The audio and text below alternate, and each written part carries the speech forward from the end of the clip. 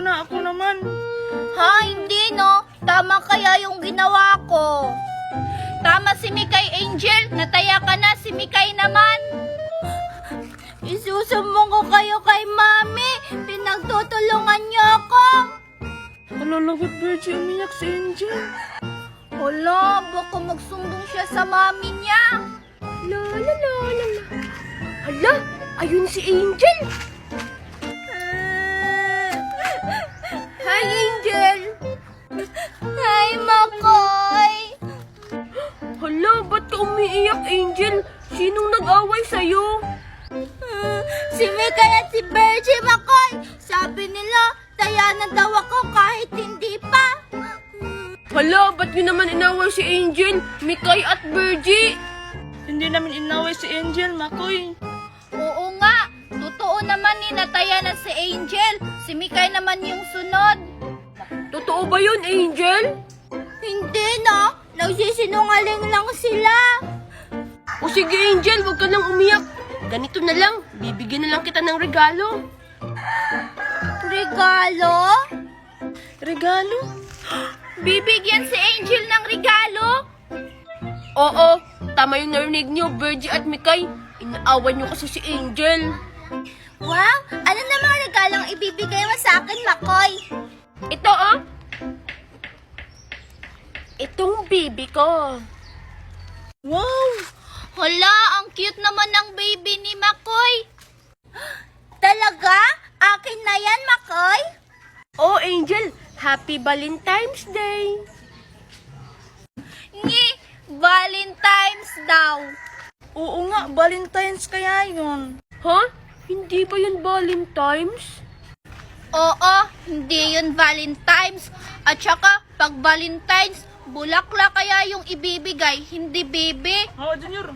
Nge, inggit lang kayo. Kasi ako binigyan, tapos kayo, wala. Be. Oo nga, tara Angel, mag-date tayo dun sa playground. Sige, tara. Be. Lagot talaga ako nito kay Mama Dayang. Nagka-color na yung buhok ko.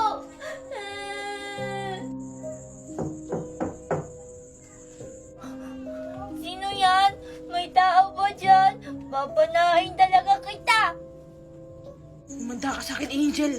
Makakaganti na rin ako sa'yo. Teka, ba't parang pamilya yung boses niya? Makoy? Ikaw ba yan? Wala na si Makoy. Ako to, si Makoy Dracula. Ha? Makoy Dracula? Ibig sabihin, ikaw ay kalahating Makoy at kalahating Dracula. Ako si Angel Locsin. Ha? Angel Oxin? Hindi kasi Angel Oxin. Ikaw sa Super Angel. Ang aking kaaway. Ah, oo nga no. Pangad yung Angel Locsin. Mas bagay yung Super Angel. Ah, Makoy, pwede ka bang magpakita? Hindi ako nakikipagkaibigan. Hindi mo ba ako narinig? Magkaaway tayo.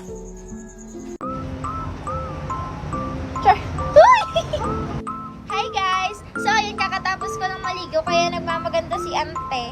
So guys, may share lang ako sa inyo kasi kanina nakita ko na kailangan ko na palang bumili ng grocery.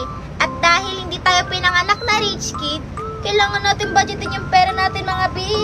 So, naisipan kong i-try yung viral na murang store daw na Dali. Syempre, pinaka-curious ako kasi mura daw. Pero bago ako pumunta doon, syempre, nag-search muna ako. And mga binagulat ako dun sa lumabas kasi puro pala gaya-gaya dun sa mga nakasanayan nating produkto. So, syempre mga kinabahan ako ng konti kasi parang fake. So, ano sa tingin nyo guys? Dapat ko ba itong subukan kahit di ako sa safety nito? Kasi mga B, alam naman nating lahat na mas importante pa rin yung kalusugan natin at yung kalusugan ng pamilya natin. And mga B, mas lalo pa ako nagduda nang mabasa ko yung masamang experience ng ibang customer nila. Katulad na lang nito. Ito, at marami pang iba. Yes guys, buraot ako at gusto ko makamura pero ayaw ko ipahamak yung pamilya ko. So kayo guys, nasubukan nyo na ba yung Dali? Ano yung mga nag-experience nyo? Paki-comment naman sa comment section. Bye!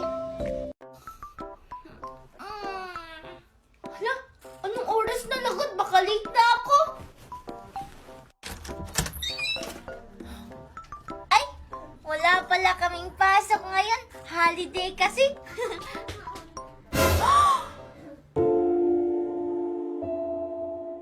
Hala, hoy, sino ka? Okay ka lang ba? Ba't ka umiiyak? Huh? Tatawagan ko na nga lang si Mama Dayang. Dito pa talaga siya umiyak sa may pinto namin. Hello, Mama Dayang? Oh, hello, Angel? May batang babae po dito sa labas ng bahay natin. Iyak ng iyak. Ay, andyan na pala siya. Pinsan mo yan. Nakalimutan ko kasi sa'yo tumawag kanina. Diyan mo na siya titira. Ang pangalan niya ay Xiao Xiao. Ha? Pinsan ko po siya? At dito po siya titira? Oo, Angel. Kaya papasukin mo na siya. May gagawin pa ako. Ah, sige po, Mama Dayang. Hoy, Xiao Xiao, pumasok ka na daw. Sabi ni Mama Dayang, huwag ka na iyak ng iyak dyan. Ay, oo nga pala, Angel. Ibigay mo muna kay Xiao Xiao ang cellphone. May sasabihin lang ako sa kanya. Ah, o sige po, Mama Dayang. Oh, Xiao Xiao, may sasabihin daw sa'yo si Mama Dayang.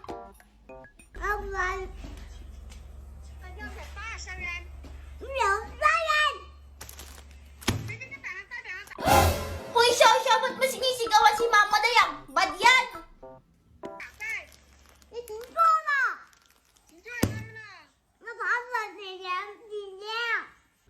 Ay, ang tagal naman nila matapos mag-usap. Gagamitin ko sana yung cellphone. Tutulog na nga lang muna ako.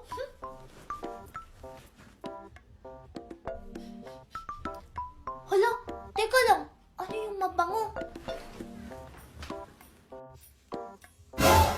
Wow! Xiao Xiao, mukhang ang sarap ng kinakain mo ah. Pahingi ako ah.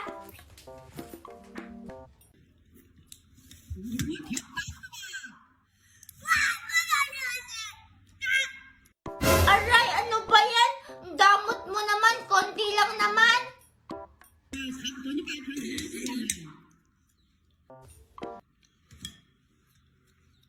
Aray, damot-damot mo naman, bahala ka nga dyan.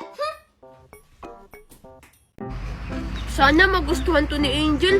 Nag-ipon pa naman ako. Ang mahal-mahal pa naman nito. Tag 20 pesos. Wala, teka lang. Si Makoy ba yun? Ano kayang ginagawa niya dun? Ah, alam ko na. Gugulatin ko siya. Nasaan na kaya si Angel? Wala namang pasok. Wah! Ay, ano ka ba, Angel? Nakakagulat ka naman. Ay, nagulat ka ba? Sorry. Teka, bulaklak ba yan? Ito, Angel, hindi. Chocolate to. Tignan mo. Chocolate? Wow! Pwede patikim, Makoy? Teka lang, Angel. Angel! Aray ko naman, Makoy! Ay, sorry, Angel. Napalakas ko pala. Ikaw naman kasi, ang takaw-takaw mo. Gusto ko lang naman tumikim ng chocolate na flower mo eh. Joke lang yun, Angel. Hindi talaga to chocolate. Flower lang to. Ay, flower lang pala. Teka lang, bakit ka ba may dalang flower? May bibigyan ka ba niyan, Makoy? Meron. Talaga? Wow, ang swerte naman ng bibigyan mo niyan. May flower siya sa Valentine's. Oo naman, Angel. Sobrang swerte mo. Talaga, Makoy, para sa akin to? Oo, di ba nung nakaraang Valentine's umiyak ka kasi walang nagbigay sa'yo ng flower? Kaya ngayon, binigyan kita para hindi ka na umiyak. Wow, ang sweet mo naman, Makoy. Salamat. Hala, Virgie, si Angel ang binigyan ng flower ni Makoy. Hala, oo nga. Dapat ako yun eh. Hala, wow, ang ganda ng dagat. Ang sarap maligo. Kaso lang, hindi ako papayagan ni Mami. Wow, ang sarap maligo kasi ang lamig-lamig ng dagat. Maliligo na nga ako. Hala, si Angel ba yun? Baka maliligo din si Angel. Tatawagin ko siya. Ay, ang sarap-sarap sana maligo. chocolate ni Mami.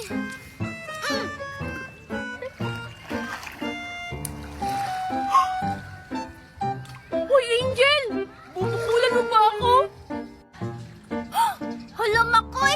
Sorry! Ano bang ginagawa mo dyan? Aayain sana kitang maligo ng dagat, tapos binabato-bato mo na ako. Ay, sorry, Makoy. Hindi kasi kita napansin eh. Gusto ko sana maligo ng dagat. Kaso lang, sabi ni Mami, papaluin niya daw ako pag maligo ako. Huwag kang mag-alala, Angel. Hindi natin ipapaalam sa mami mo na maliligo ka ng dagat. Ha? Eh, paano yun? Eh, malalaman niyo pa rin naman kasi basa yung damit ko. Ay, oo nga pala, no? Ganito na lang, Angel. Hubarin mo na lang yung lahat ng damit mo para hindi niya malaman na naliligo ka ng dagat. Ha? Ang bastos-bastos mo naman, Makoy. Isusumbong kita kay Mami. Teka lang, Angel. Hala, oo nga pala. Lagot ako to sa mami ni Angel. Wow! Ang laki naman itong binili sa akin ni Daddy na stick. Oh, tapos ang dami-dami pa! Nasaan kaya si Angel? Makikipaglaro sana ako sa kanya. Dito ko na lang to kakainin. Baka makita pa ni Makoy. Humingi pa sa akin. Wow!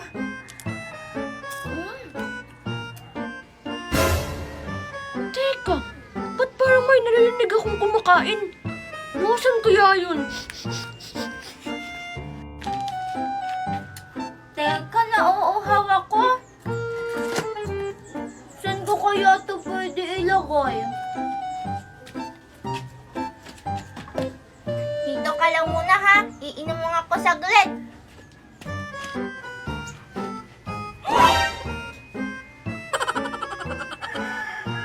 Wow! Stick oh! Ang dami! Kanino kaya yan?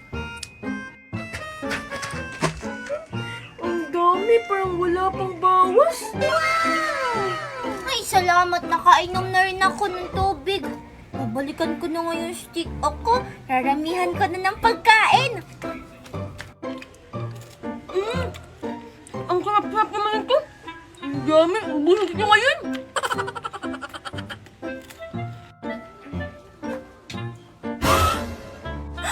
Hala, yung stick ko nasaan na? Stick ko! Stick ko! Ay, stick ko! Ay, yung stick ko! Wala, lagot! Kay Angel ba ito stick oh? Pag nalaman ko talaga kung sino yung kumuha ng stick ko, ipapakuha ko dun sa mga kaibigan kong alien! Alien? Wala! Ayokong kuhain ako ng mga alien! Baka kainin nila ako dun! Umanda ka talaga sa akin pag nakita kita! Ha? Hala, lagot! Anong gagawin ko?